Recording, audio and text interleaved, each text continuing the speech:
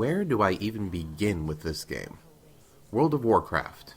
The title is synonymous with MMORPGs. It's the gold standard, the game that every other MMO publisher has looked up to and said, we want to be that. Blizzard Entertainment unleashed this game in 2004, and it's dominated the genre ever since.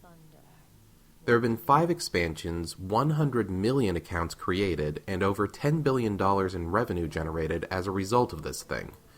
After 11 years, the game still operates on a subscription-based business model, and somehow it's still a success. But what you may not know is this. Blizzard has offered a starter version of WoW since 2011, and this lets you play the game for free, up until level 20. So make no mistake about it. WoW is not a free-to-play MMO, and I'll be surprised if it ever is. But this is a sizable demo for the full version of the game, and you can't really talk about MMOs without talking about WoW, so here we go.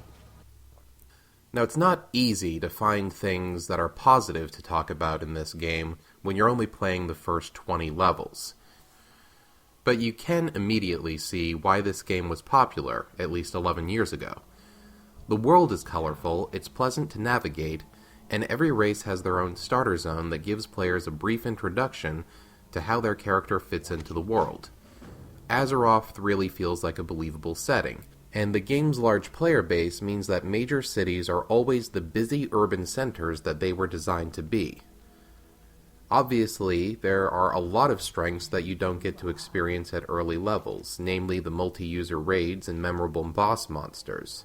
This is just one reason why it's disappointing that the starter edition only lasts until level 20. That being said, everything about this game feels dated. The combat is sluggish. The graphics are blocky. The NPC voice clips are stilted and repetitive. There are very few customization options for your character's appearance, and absolutely no customization options for your class abilities.